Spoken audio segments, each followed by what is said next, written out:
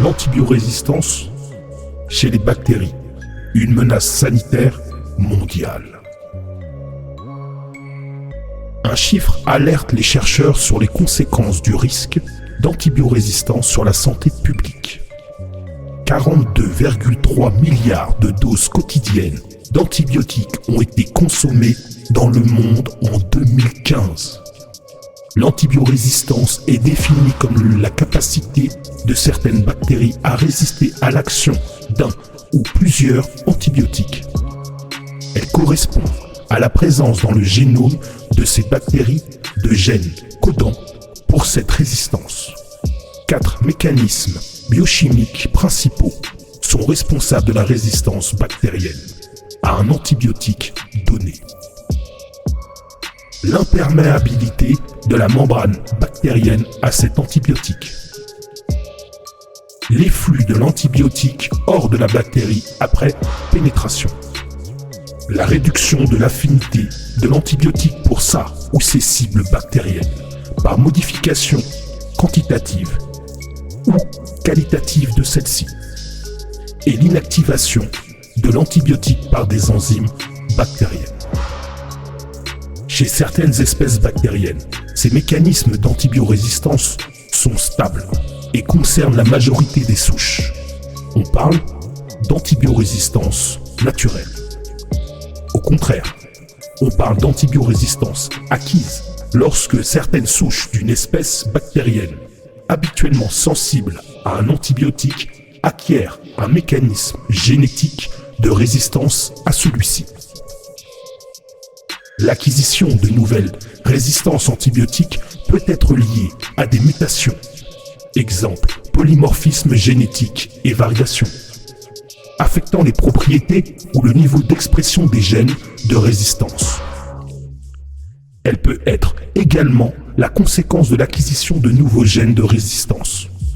En effet, des éléments génétiques mobiles, plasmides, transposons, intégrons, etc.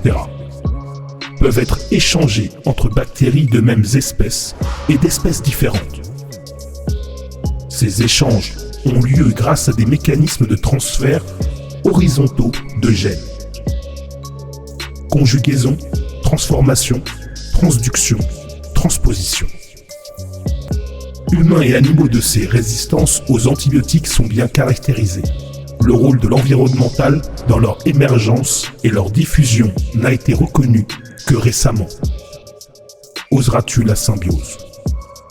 L'ensemble des gènes de résistance aux antibiotiques présents chez les micro-organismes pathogènes ou non constituent le résistome.